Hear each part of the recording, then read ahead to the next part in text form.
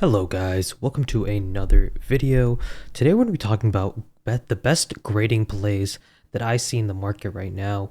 And just to help you guys out, we're going to be doing all under $200 value cards. So you can hit, the cheapest grading price while still making a lot of money on top.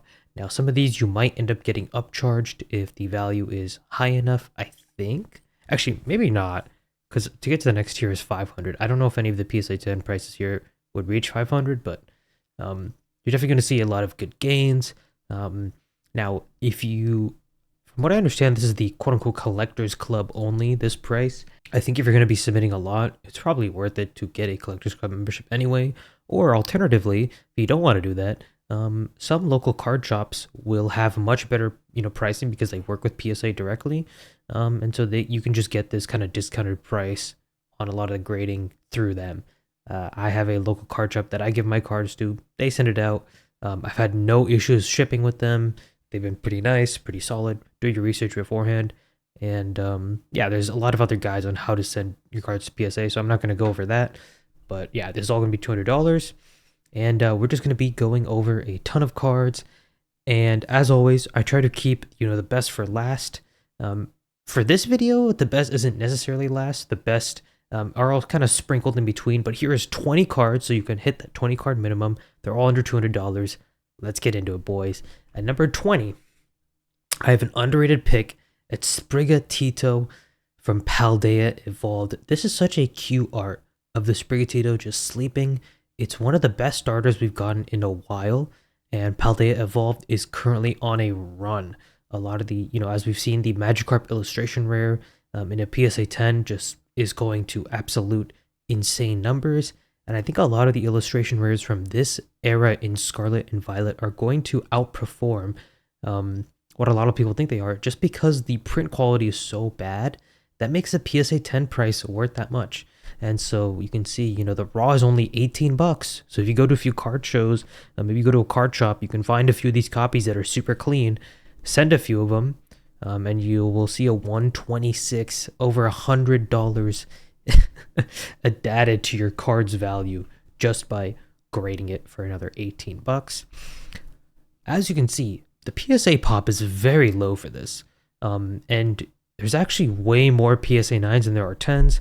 So it is a hard grade. This is a riskier grade.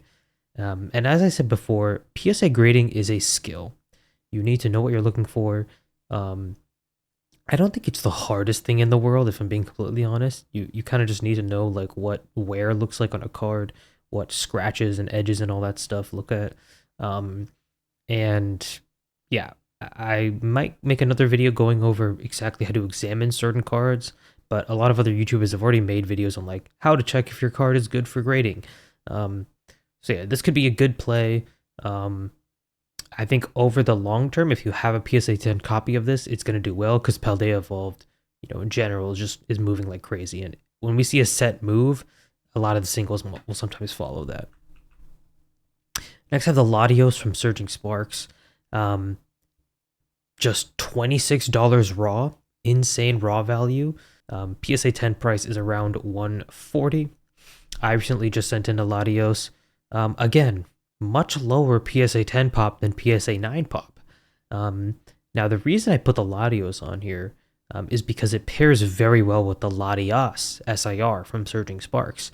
That is also under $200, so you could go for that. But this is, these are some cheaper options. I just didn't include it for whatever reason. I don't know. Yeah, it's a good grade as well. But yeah, this one, you're adding a lot of value. Again, illustration rare, harder to grade. So if you hit that 10, really, really good. But again, you want to be careful with these illustration rares because if you're not sure what you're looking for and you just kind of send in whatever black copy with whatever, condition, you're probably going to get a 9. Okay. So, again, this is a skill. Don't blame me if you suck at telling what a card's condition is and you send it in and it gets a bad grade.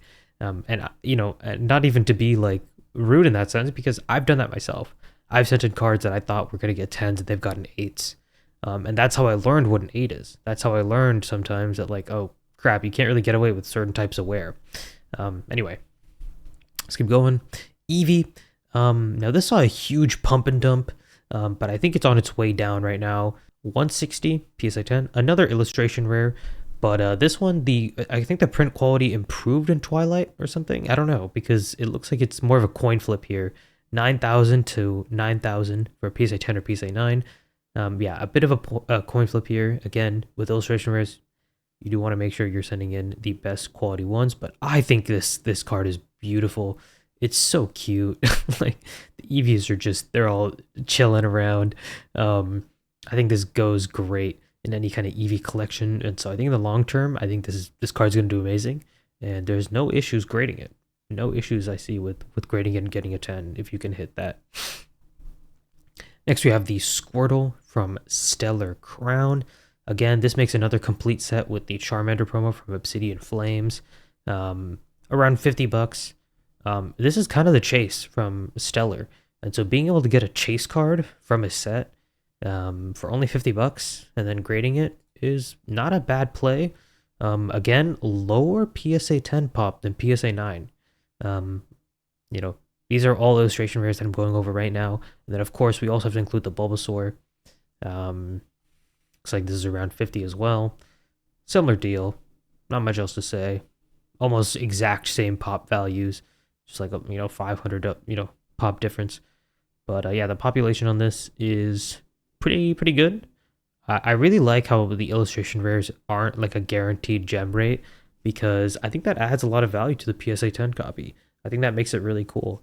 I'm almost I know it sounds weird to say, but I'm almost a fan of the bad print quality sometimes, because it does make the chase for a really minty copy that much cooler. But maybe that's just a gambler in me talking. So am I cooked, chat? Anyway, Charizard EX under $200, raw under $200. I'm guessing some of the raw copies on eBay that are selling under 200 might be kind of dinked. They might not have the best condition, but if you go to a card show, you might be able to snag this for under 200. Yeah, I think this is actually pretty close to the Japanese value, like raw, which is kind of insane. I think English almost always does better. And let's look at the pop. 18K PSA 10, 28K PSA 9 actually. So way less PSA 9, but guys, 151 has been reprinted so much, and Charizard, obviously, when people get the top hit, they're going to grade it more than other cards. So yeah, this population is not surprising to me, but you have a chance to really add a lot of value to this card if you do end up grading it and you hit that 10. Of course, if you get the 9, you're basically losing money. And that's with a lot of ultra modern cards. Unfortunately, if you grade and you hit a 9, you're losing money. It is what it is. You kind of have to bank on the fact that you're hitting a few 10s at least in like a big pile you send to make your money back at a minimum, and hopefully majority 10s. Like a 50% gem rate or better is usually enough to give you profit. Because you're taking the risk of grading, and so people pay a higher premium for that. When the graded card exists. So yeah, I think Charizard EX is a good buy right now. I think eventually this thing will go up. You might say, whoa, that's a huge population though. 18K is crazy. Yeah, but modern cards are, I don't know, they seem to be holding up. I think because the amount of people in the hobby has just increased on an overall level. Like, I don't even think, like, I think if anyone has been shaken out of the hobby because of scalpers and stuff, they already have been shaken out. There's still a lot of people remaining. I mean, people will fall off over time, obviously, but I could still see demand being high enough where this card is maintaining a good value despite having such a high population. And of course, if we're going to talk about Charizard, we're also going to talk about the Blastoise. $60 raw. Nice little 250 at a PSA 10. Again, lower PSA 10 pop than PSA 9. If you want to be more surefire, you could send the Japanese version. You're not going to get a better return on investment, but it's probably more surefire. As you can see, you have a higher chance of hitting a 9 than a 10. So remember, be careful when you're grading. Same with the Venusaur. $50 to 230, it looks like. Or, yeah, 230-ish. Population, again, higher in the 9s than it is the 10s. Zapdos, now this one I think is super underrated right now. Only $50 for arguably one of the best special illustration rares of the era. Like, am I crazy? Doesn't this Zapdos card look insane? I mean, I have 2 copies of this. I have it in Japanese and in English. I sent both out to get graded, and we'll see how they do. Again, higher PSA 9 pop. But yeah, almost all copies I've seen of this look extremely clean. So it should be pretty easy to tell. I've even seen like some copies of the Zapdos EX with like a single white dot in the corner still get a 10. So I don't know. We'll see. But PSA has been getting their standards lifted a little bit because of how many submissions they're getting. So I have no idea. Anyway, let's keep moving on. Paldean Fates, I think, is a super underrated set. Unfortunately, the Bubble Mew we cannot include on this because it's over $200. But the Gardevoir is amazing. I think I forgot to include the Charizard. Yeah, you could also include the Charizard here. Also has a pretty good ROI. I decided to pull up the Charizard as well anyway. Almost similar population. It seems like almost a coin flip for PSA 9, PSA 10. But insane return on investment. I think this one also would be a pretty decent grading opportunity. Next we have Starmie V, and the next few ones we are starting to move into Sword and Shield era cards. This I think is actually even safer than Scarlet and Violet because these sets are out of print now. Obviously more supply will hit the market, but because they're not making any more reprints and because no more new products are going to come out, you know, that does limit the amount of more copies that can be created. And I feel like Astro Radiance in general was kind of underprinted because it didn't do amazing. A lot of people kind of slept on the set, and I think it's super good. Like, this Misty Starmie V is really sought after. People love buying it at shows. I see it move all the time. $80 raw, and looks like a solid 280 average price at a PSA 10, 6K pop. Not that much. 6K is not that much for an ultra modern card. Maybe this will rise in the coming months and years, but I don't know. I feel like the cap for this is probably 10K population, and I think this card is really good. Celebi V full art. This is from Fusion Strike, one of the best cards in the era, in my opinion. I think the Celebi is super underrated. Looks like it's going for around $30, $40, pretty cheap. And at a PSA 10, 180, 6K pop. Again, somewhat low pop for Fusion Strike cards. Although I think it's just because not as many people are grading this in general. Next we have Crown Zenith. Now this Mewtwo is just, I think this is one of the best Mewtwo cards we've ever gotten. I would say second behind only the Mewtwo from Shining Fates, which is a super iconic card, and I want to get my hands on that one day, of course in a PSA 10, but this Mewtwo is really easy to grade, and it has a really good return on investment. Why do I say it's really easy to grade? Well, look at this PSA 10 pop. Yeah, almost every copy I've seen of this Mewtwo is like super clean. I don't know why the print quality on Crown Zenith is just another level, but I feel like a lot of the Crown Zenith cards just, I don't know, they look great. There's not many print quality errors, and so that's why this Mewtwo is super easy to grade. And speaking of more Crown Zenith cards, we have the Giratina V-Star as well, 150. I've had a little more trouble with these, like, you know, the 4 V-Stars, the Dialga, Origin, the Palkia, Arceus, and Giratina. I feel like every time I send the Dialga and Palkia, I get bad scores, but I don't know. This Giratina, now that it's the you know, the biggest one from the quad, the 4 of them. I don't know, you know what I mean. Raw only 150 at a PSA 10, around 300. Again, pretty high pop, but I think this card is really sick, really sought after. Crown Zenith is out of print, and yeah, I think if you're waiting for this, you know, to be sent into PSA and the price goes down, I don't think it's going to go down crazy because Crown Zenith is out of print. And so that is the nice thing about investing into some of these older Sword and Shield cards, because you know there's not going to be heavy reprints for them, and you know the population of these cards isn't going to skyrocket randomly while you're in the middle of grading and you can't move it out. And by the way, this is an important point as well. I would definitely recommend, once you get these cards, like once all of them are graded and sent back, keep the ones you want. Like if there's a few cards that you actually really enjoy, you know, keep them in your personal collection, whatever. but I would sell most of them. I'm not I'm not a huge fan of holding on to singles and graded slabs for a long period of time, just because you have no idea what's going to happen in the market unless you really believe in a certain card or you really like a certain card.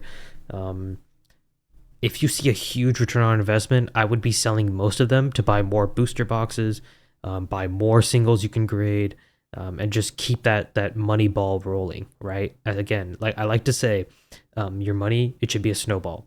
It should be rolling down the hill, collecting money as you accumulate, and then you want to be putting that money into new places, creating new snowballs that are then rolling on their own. Right? So any profits you take from grading cards, hopefully you're putting back into the hobby. Hopefully you're putting back into investing. You're putting back into buying ETBs, booster boxes, whatever, and then putting them on your shelf. And that's how you really will make good plays in this market. And the cool thing about this is that, let's say you grade a card for like, let's say it's worth like, we'll take the example of this Garatina V-Star, right? It's worth 150. Now it's worth 300. Well, you can trade that in for, I don't know, let's say a Silver Tempest box. You just got to pay 50 on top now, right? For a Silver Tempest box. Maybe you pay 100 on top. Now you can get some Brilliant Stars, or 200, and now you can get some Lost Origin, right? While normally if you put 200 on top, you're buying Lost Origin now at 350 because you bought it for 150 raw. You're buying Brilliant Stars for 200, almost half the price, right? I guess including grading costs, maybe you're paying 220, but like still, you see what I'm saying? You're reducing your cost basis for buying boxes, which just inherently helps your profit margin down the line. Anyway, just a simple point about selling. I really do think you should sell graded as soon as you can. Speaking of Brilliant Stars, Umbreon V Trainer Gallery. This is super underrated. Only $40 raw, 140 in a PSA 10. It's looking like pretty low pop, actually. Pretty low pop. I don't know if it's just because people aren't grading this much. That might be why. Umbreon VMAX Trainer Gallery again. I still think these will do well in the future. Garchomp V from Astral Radiance. Now this one is a sleeper hit in my opinion. $60. 220. I think this is actually on par with the Destined Rivals SIR in my opinion. I think this is just as cool. I love the Garchomp looking out with the Starry Night in the background and Cynthia's there. Only 3K population, super low population. I have a really bad copy of this Garchomp. It looks horrible. The centering is way off. But I bought it at like $10. I bought it a long time ago because I thought it looked cool, and now it is some good money. Pikachu V from Lost Origin, another great trainer gallery. Yeah, this Pikachu V alt art. I think this red with the Pikachu is such an iconic card, and yeah, the population and price kind of reflect that. I even think the other Pikachu card, the big Chonkachu one, is also a pretty good grading play for sure. I think both of these are solid grading plays. Next we have a bit of an interesting pick, the Unogaba, Umbreon, and then just all the evolutions in general. These promos are going up in value steadily, despite having a pretty high population. But again, guys, that doesn't matter. I have all of the evolutions here and all the pop reports, as you can see. Yeah, I think these Unogaba cards are definitely going to go up in value over time. We've seen how a lot of different exclusive Japanese promos have done, even if there's a decent pop. Like the Van Gogh Pikachu, for some reason, is $300. And I think these are just unique enough that, and they're all evolutions, that I could definitely see these going crazy.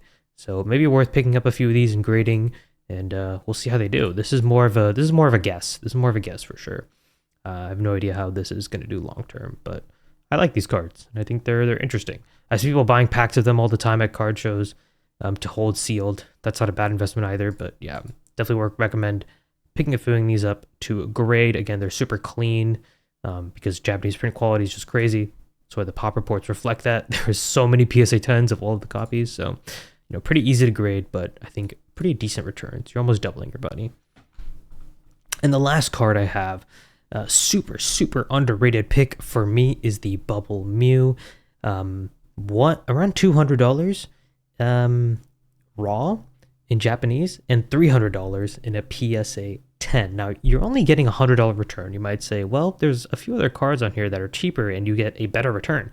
Yes, that's true. Oftentimes, though, the grading those are going to be harder. And as you can see, the Bubble Mew is incredibly easy to grade in a PSA 10. Super, super easy. It's almost just free money because it's very easy to find PSA 10 copies that like look like they should get PSA 10s for sure. And guys, when the Bubble Mew in English starts getting really expensive, people are gonna go to Japanese. They always go to other languages. And I think this Mew EX Bubble Mew is one of the most iconic cards we've seen from Scarlet and Violet. I genuinely think it's super iconic, very, very cute art style. I just have not seen another card like this, kind of in the history, right, of Scarlet and Violet, and even Sword and Shield. I don't know many Pokemon cards that even look like this. And it's a super iconic, Mew. It's shiny. I don't know. I think this is going to do amazing long term. I know I sent one of these out to grade, and hoping that gets a 10. Probably will, looking at this population. But yeah, this is a pretty solid pickup, and I don't think it's going to go down too much while you're waiting for it to grade. But yeah, guys, those are the grading plays I would recommend as of today. If you think I missed any cards or any good grades, in terms of plays, leave them down in the comments below. Make sure to subscribe. Thanks so much, and I'll see you guys later.